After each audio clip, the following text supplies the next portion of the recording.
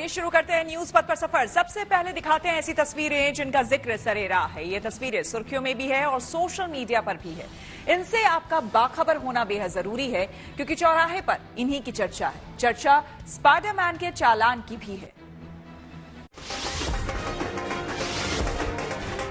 लोकसभा चुनाव के दूसरे चरण के मतदान को लेकर युवाओं में अलग उत्साह देखने को मिला। राजस्थान के उदयपुर में एक दूल्हा गाजे बाजे के साथ पोलिंग बूथ पहुंचा और अपने मताधिकार का प्रयोग किया। दूल्हे जितेंद्र वैष्णव के साथ उनके बाराती में शामिल लोग भी मतदान केंद्र आए थे।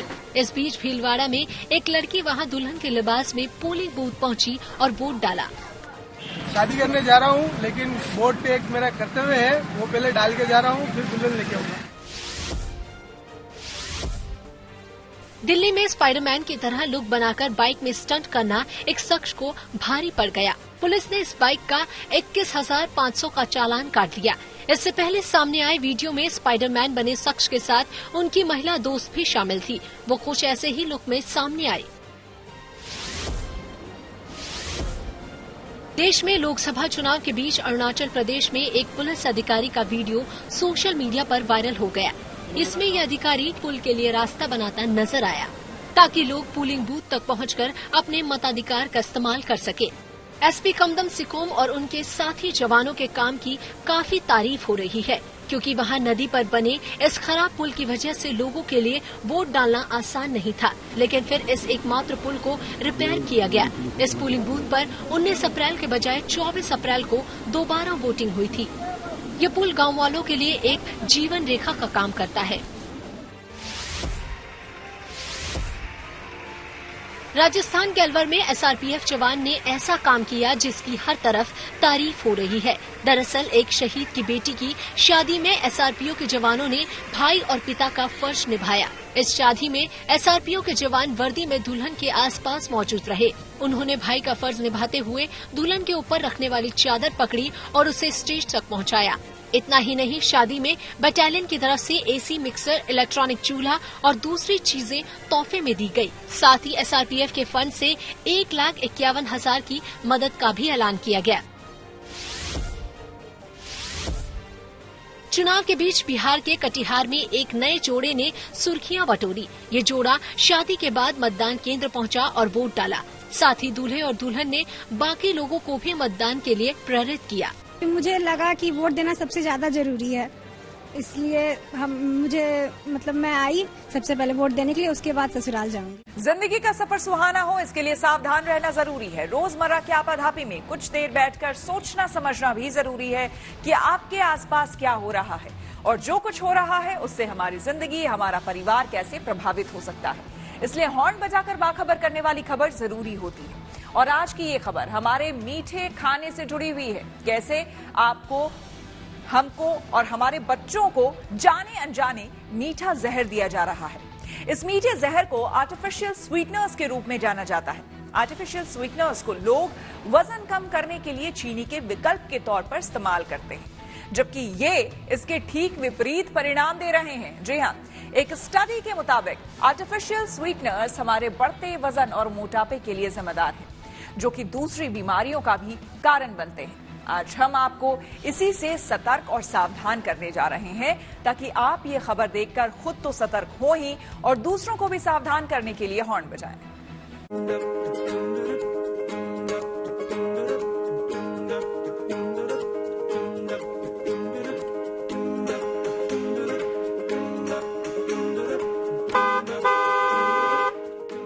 जन्मदिन हो या पार्टी या फिर हो कोई भी सेलिब्रेशन का मौका, केक के बिना अधूरा माना जाता है। अलग अलग फ्लेवर वाले केक आज पार्टी की पहचान बन गए हैं। हमारे और आपके घर में भी बर्थडे या किसी भी पार्टी पर केक जरूर आता है। लेकिन क्या आपने कभी सोचा है कि जिस केक को हम काट कर खा रहे हैं वो किस चीज से बना है या उसे बनाने में किन किन चीजों का इस्तेमाल हुआ है? हालांकि शायद ही कोई इसके बारे में सोचता हो, और सोचता भी होगा तो कोई गंभीरता से नहीं लेता।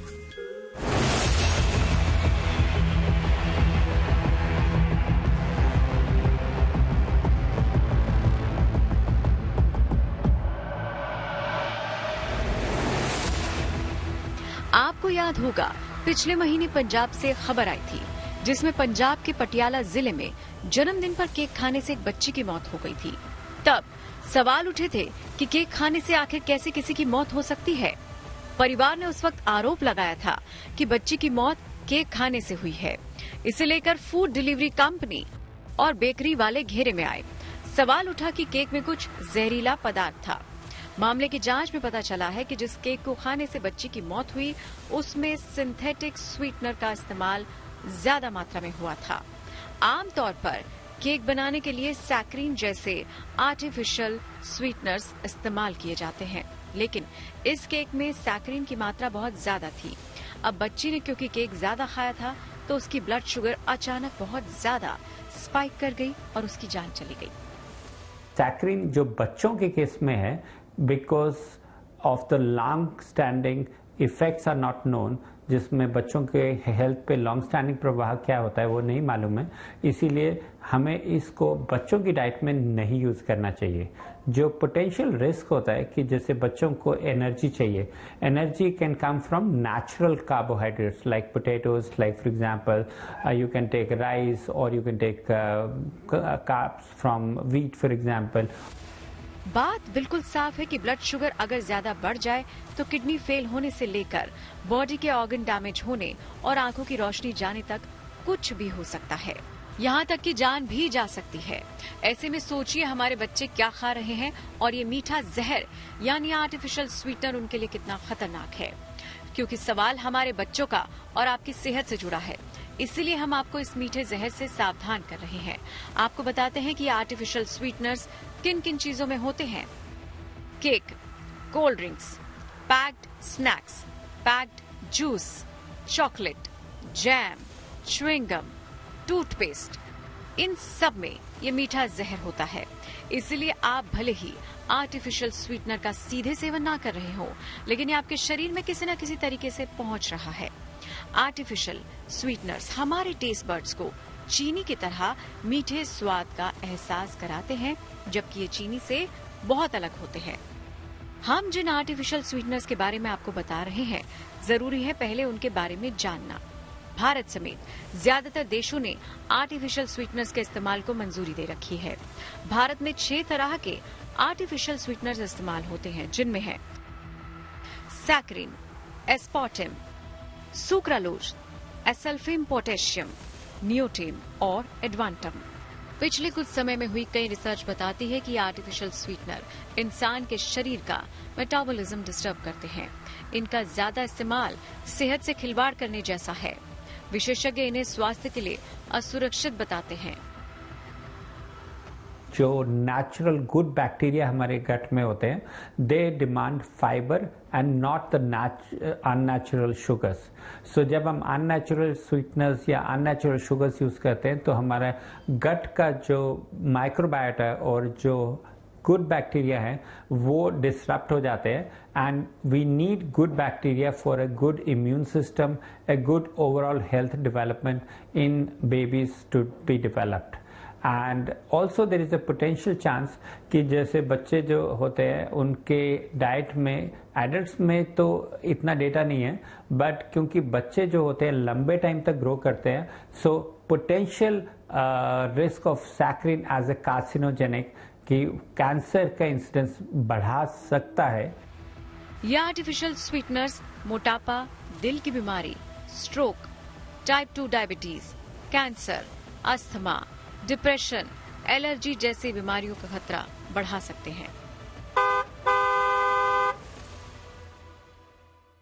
सैक्रीन या आर्टिफिशियल स्वीटनर डालने से चीज स्वीट हो जाती है, बच्चा ज्यादा स्वीट की तरफ आकर्षित होता है और ऐसा पाया गया कि जो बच्चों को है डाइट में सैक्रीन या फिर शुगर ज्यादा होता है वो बच्चे ज्यादातर फिर मीठा, बड़े होकर मीठा खाना खाते हैं and their risk of developing overweight और ओबेसिटी और डायबिटीज इंक्रीजेस सब्सटैंशियली।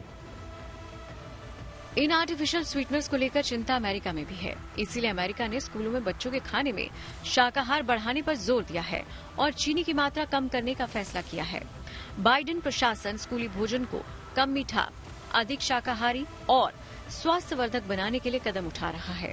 जाहिर आर्टिफिशियल स्वीटनर्स को लेकर भारत में ही नहीं, दुनिया के दूसरे देशों में भी चिंता है और उचित कदम उठा रहे हैं।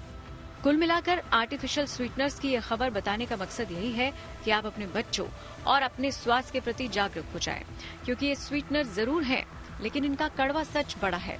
तो आप खुद भी सतर्क रहें और दूसरों को भी सावधान करने के लिए हॉर्न बजाएं।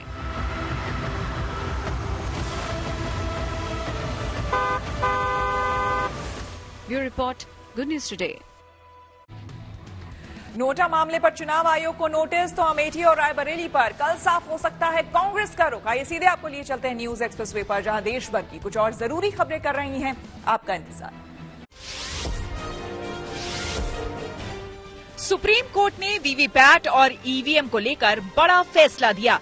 दरअसल अदालत ने वीवीपैट वेरिफिकेशन की मांग को लेकर सभी याचिकाओं को खारिज कर दिया। साथ ही बैलेट पेपर की मांग पर दाखिल याचिका भी रद्द कर दी। सुप्रीम कोर्ट ने अपने फैसले में साफ कर दिया कि मतदान ईवीएम मशीन से ही होगा। लोकसभा चुनाव के दूसरे चरण का मतदान पूरा हो गया। इस दौरान 13 राज्यों की कुल 88 लोकसभा सीटों पर वोट डाले गए। इनमें गाजियाबाद और गौतम बुद्ध नगर समेत उत्तर प्रदेश की 8 सीटें भी शामिल रहीं। इनके अलावा केरल की 20, कर्नाटक की 14, राजस्थान की 13 और मध्य प्रदेश की 7 सीटों पर भी मतदान हुआ। इस मतदान के दौरान अशोक गहलोत और शशि थरूर समेत नामी हस्तियों ने भी अपने मताधिकार का इस्तेमाल किया। वहीं अभिनेता आशुतोष राणा ने मध्य प्रदेश के होशंगाबाद में वोट डाला। गुजरात की सूरत लोकसभा सीट से कांग्रेस उम्मीदवार रहे नीलेश कुंभानी को कांग्रेस ने 6 साल के लिए पार्टी से निकाल दिया। कांग्रेस की अनुशासन समिति ने ये फैसला लिया। इस समिति ने सूरत सीट से नामांकन रद्द होने के लिए नीलेश कुंभानी को जिम्मेदार ठहराया है। पार्टी ने उन पर बीजेपी से मिलीभगत का आरोप लगाया। इससे पहले कुंभानी का नामांकन रद्द हो गया था, जबकि बाकी बचे 8 उम्मीदवारों ने भी अपने नाम वापस ले लिए थे। ऐसे में बीजेपी प्रत्याशी मुकेश दलाल विजेता घोषित कर दिए गए थे। सुप्रीम कोर्ट ने नोटा मामले से जुड़ी एक याचिका पर चुनाव आयोग को नोटिस जारी किया। दरअसल इस याचिका में कहा गया था कि नोटा को भी एक प्रत्याशी माना जाए और अगर नोटा को सर्वाधिक वोट मिले तो उस सीट पर दोबारा चुनाव करवाया जाए। ये याचिका मशहूर लेखक और मोटिवेशनल स्पीकर शिव खेड़ा ने दाखिल की थी। पश्चिम बंगाल के संदेश खाली में कई जगहों पर सीबीआई ने छापेमारी की। दावा है कि इस दौरान काफी हथियार बरामद किए गए। ईडी की टीम के ऊपर हमले के मामले में गुरुवार को एफआईआर दर्ज की गई थी। आरोप है कि जनवरी में जब ईडी की टीम शाहजहां शेख के आवास पर छापा मारने पहुंची थी, तो वहां उसके कुछ लोगों ने ईडी के अधिकारियों पर हमला कर दिया था। और खबरों के एक्सप्रेसवे से आपको लिए चलते हैं सियासी ढाबी की ओर, जहां पर आज ईवीएम पर आए सुप्रीम कोर्ट के फैसले की चर्चा गर्म है। लोकसभा चुनावों की सरगर्मी के बीच सुप्रीम कोर्ट के ईवीएम पर फैसले ने बीजेपी को हमलावर होने का मौका दे दिया है, क्योंकि लोकसभा चुनाव हो या उससे पहले विपक्षी नेता अक्सर ईवीएम को लेकर सवाल उठाते रहते थे। सर्वोच्च न्यायालय के फैसले के बाद अब पीएम मोदी विपक्ष को घेरते दिख रहे हैं, लेकिन विरोधी अभी भी अपनी मांग पर कायम है। प्रधानमंत्री अपनी सभाओं में विरासत टैक्स का मुद्दा भी जोर शोर से उठा रहे हैं, तो कांग्रेस सफाई देने में लगी हुई है कि प्रधानमंत्री ओबीसी आरक्षण में सेंध के मुद्दे पर विरोधी दलों को घेर रहे हैं, तो कांग्रेस बैकफुट पर आकर बचाव करने में लगी हुई है। यानी कि चुनावी समर में आर पार की लड़ाई में सभी सियासी दल जोर आजमाइश में कोई कसर नहीं छोड़ रहे हैं। 2 चरण का मतदान संपन्न हो चुका है। अब 5 चरण की वोटिंग बाकी है, लेकिन चुनावी शोर लगातार बढ़ता ही जा रहा है।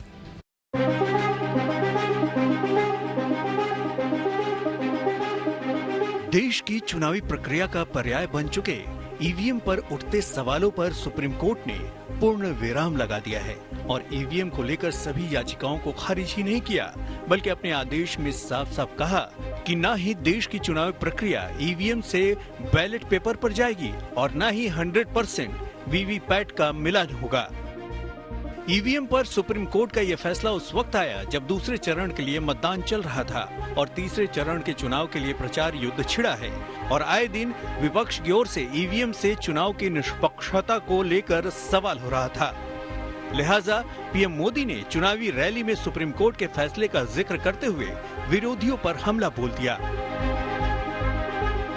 आज उच्च न्यायालय ने, सुप्रीम कोर्ट ने साफ साफ कह दिया है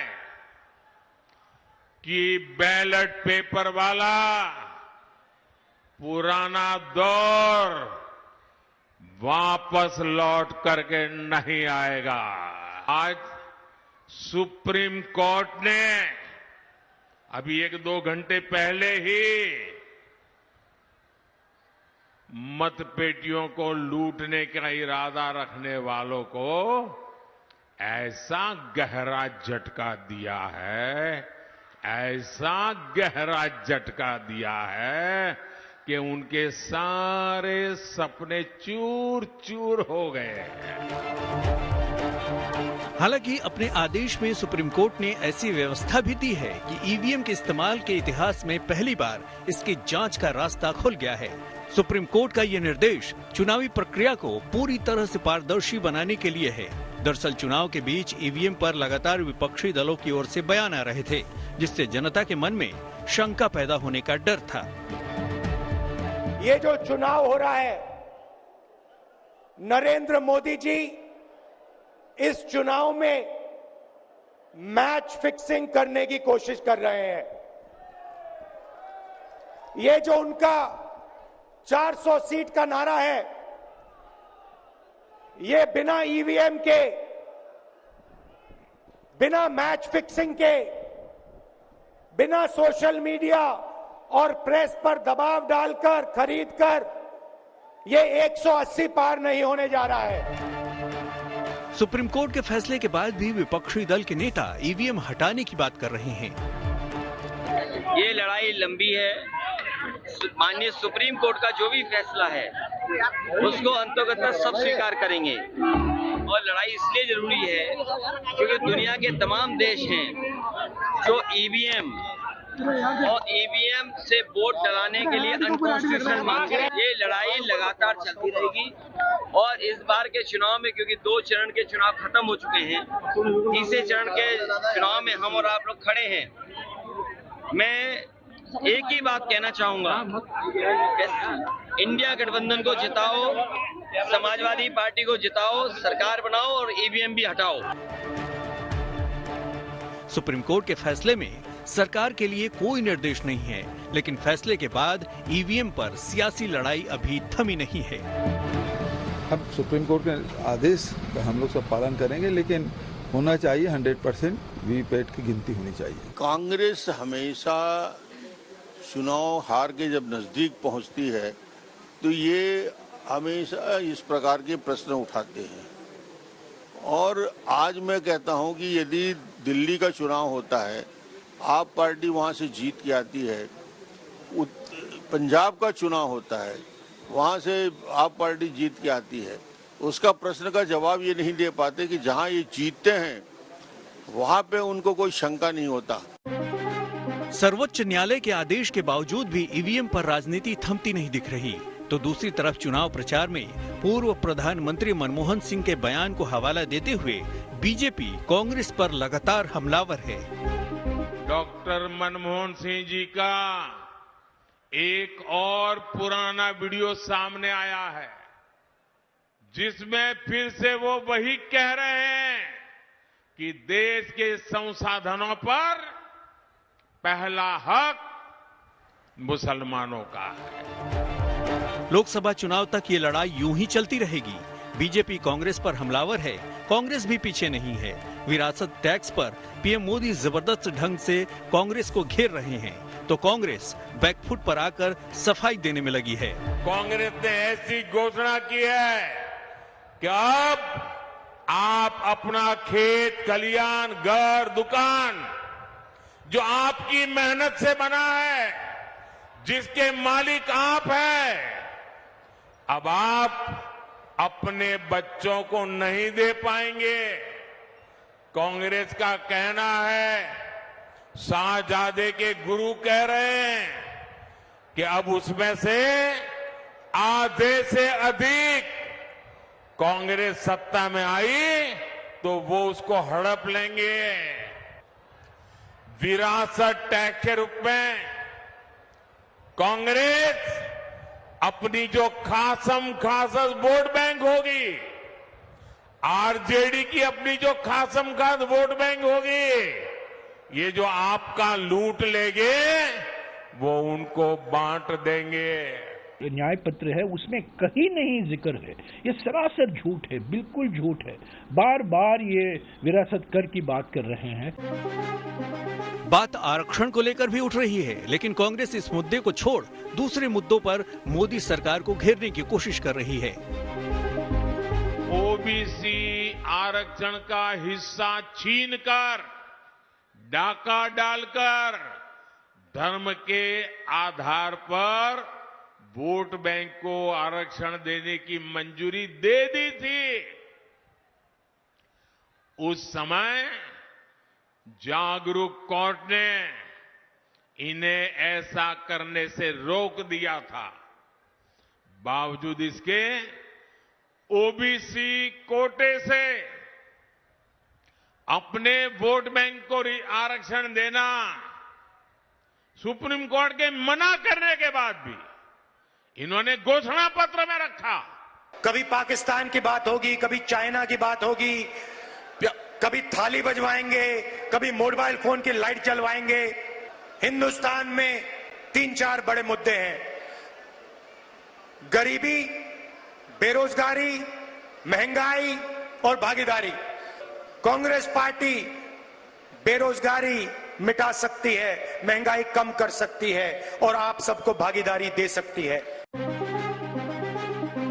साफ है कि इस चुनावी समर में कोई भी पीछे नहीं रहना चाहता और मतदाताओं को लुभाने में कोई कोर कसर बाकी भी नहीं रखना चाहता, क्योंकि एक तरफ 400 सीटों के लिए नारा है तो दूसरी तरफ सत्ता में वापसी की जद्दोजहद।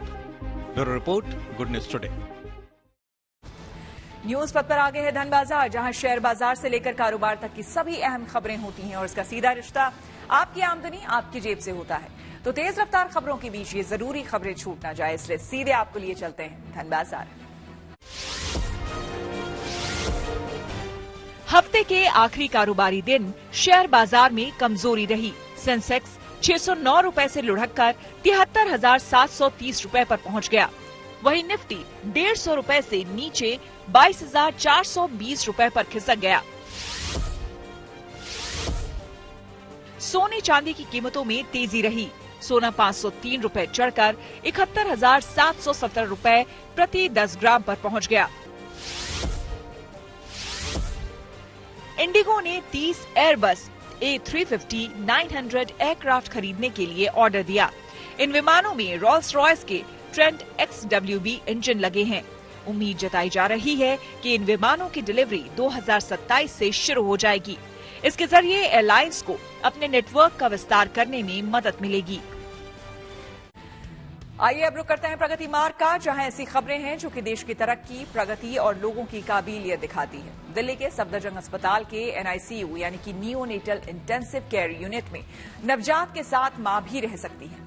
ये देश का पहला अस्पताल है जहां इस तरह की सहूलियत दी जा रही है। अमूमन नवजात शिशु में अगर कोई बीमारी या फिर दिक्कत होती है तो बच्चों को मां के बगैर नर्सरी में रखा जाता है, पर सफदरजंग अस्पताल में अब ऐसा नहीं होगा।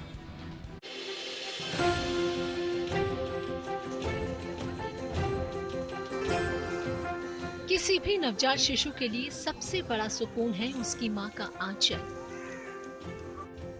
माँ की ममता अपने बच्चे के लिए तकलीफ के समय में सही मायनों में दवा का काम करती है।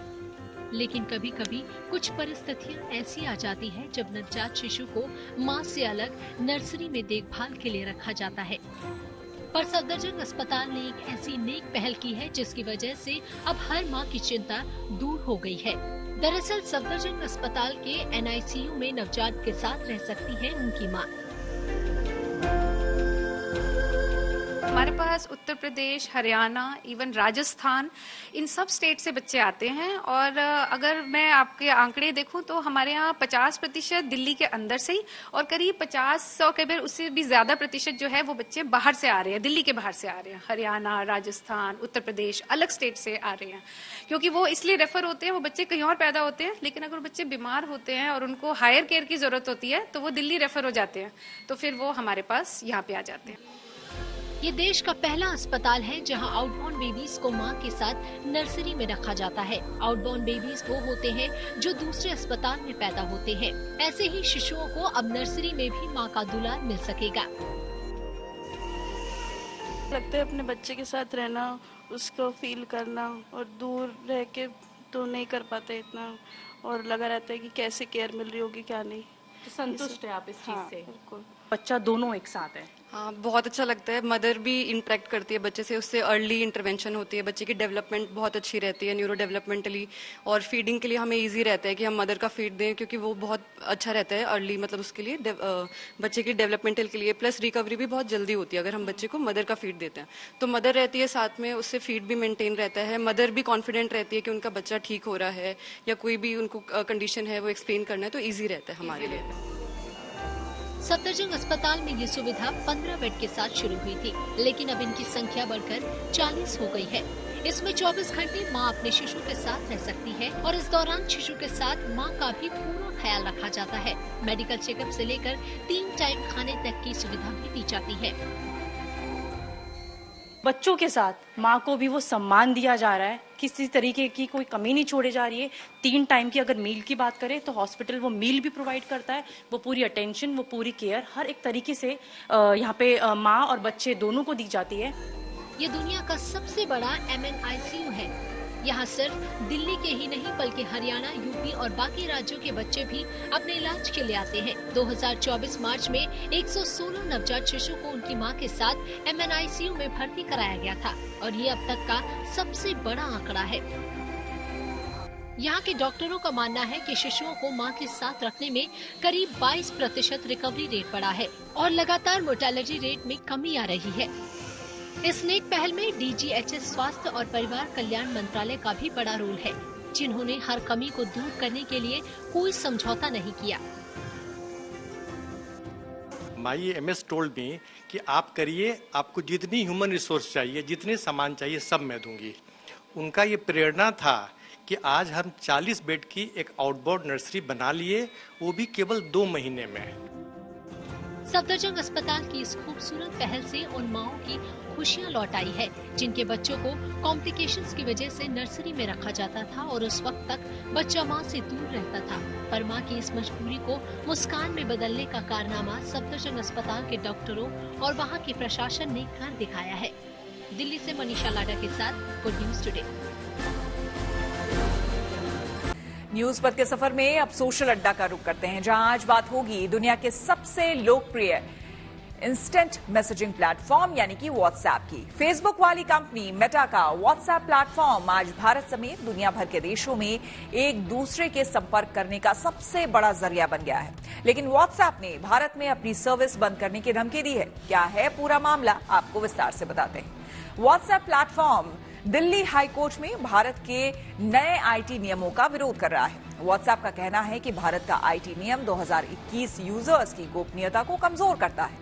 इन नियमों के तहत व्हाट्सएप को चैट का पता लगाने के साथ ये भी बताना होगा कि मैसेज पहली बार कहां से किसके पास भेजा गया। व्हाट्सएप ने हाईकोर्ट में कहा है कि अगर उसे यूजर्स के मैसेज इंस्क्रिप्शन तोड़ने के लिए मजबूर किया गया तो वो भारत से चला जाएगा। दरअसल व्हाट्सएप में एंड-टू-एंड इंस्क्रिप्शन कम्युनिकेशन सिस्टम होता है, जिसमें मैसेज भेजने वाले और मैसेज रिसीव करने वाले के अलावा कोई और शामिल नहीं होता है।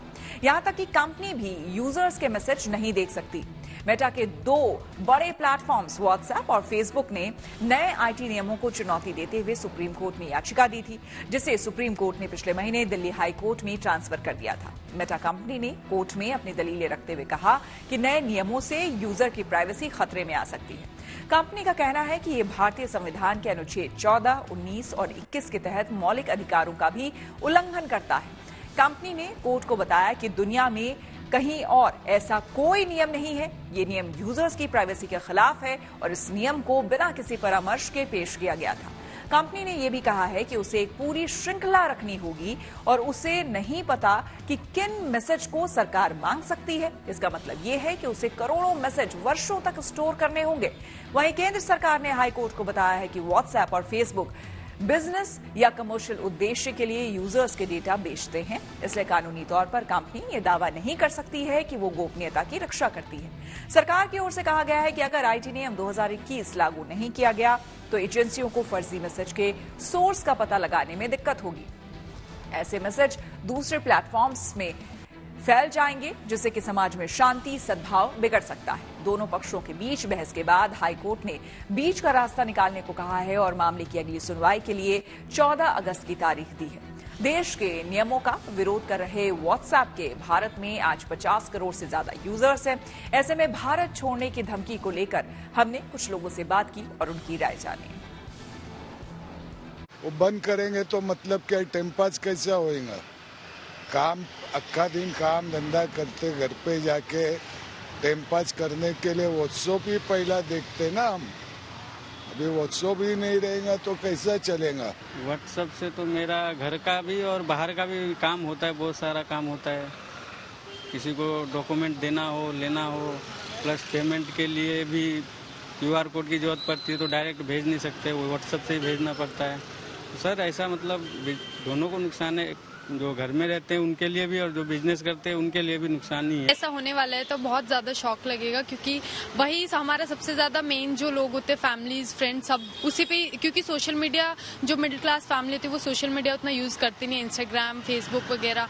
तो व्हाट्सएप ही सबसे मेन चीज, अगर वो बंद होगी तो आई गेस फिर मोस्टली लोगों को बहुत ज्यादा शॉक लगने वाला है। फर्क तो देखो थोड़ा बहुत तो पड़ेगा ही, क्योंकि व्हाट्सएप से ही आपका जो कॉन्टैक्ट्स है, जो आपके जो प्रोफाइलें हैं, वो आपको आदान प्रदान होती है और सब लोग व्हाट्सएप के माध्यम से ही कनेक्ट हो पा रहे हैं। जो अपना शेयरिंग है वो उसके हिसाब से रख पाते हैं।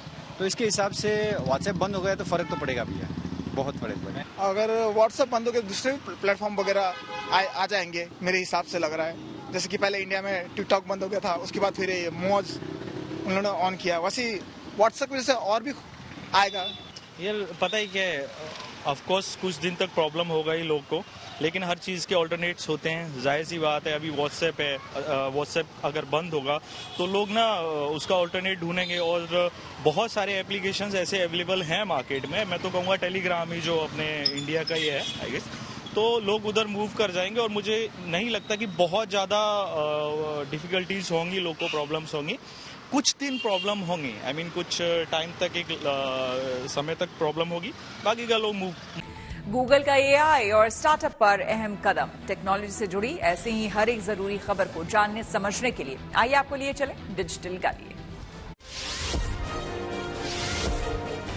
देश में लोकतंत्र का पर्व गूगल ने भी सेलिब्रेट किया। दरअसल दूसरे चरण के चुनाव को लेकर गूगल ने एक डूडल बनाया। इसमें गूगल के दूसरे O की जगह स्याही वाली उंगली बनाई गई है। ये भारत में वोट डालने का प्रतीक है, क्योंकि वोट डालने के बाद देश में मतदाताओं की उंगली पर नीली स्याही लगाई जाती है।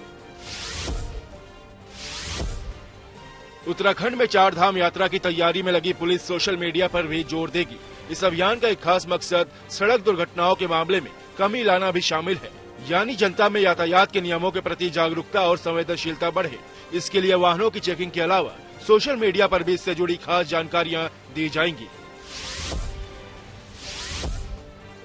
गूगल ने भारत में इस साल के startup accelerator AI first programme के लिए आवेदन शुरू कर दिया है।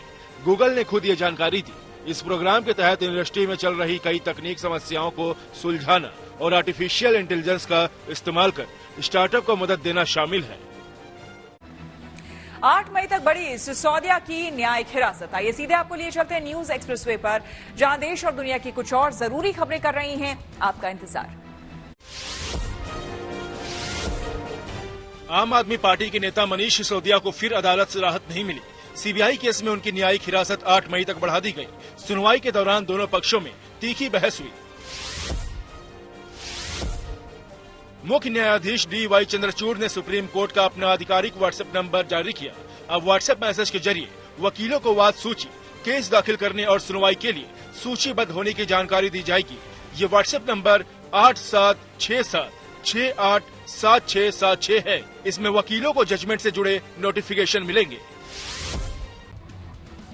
इसी के साथ न्यूज पथ में मेरे यानी कि श्वेता झा के साथ फिलहाल इतना ही। देश दुनिया की तमाम पॉजिटिव खबरों के लिए आप देखते रहिए गुड न्यूज टुडे।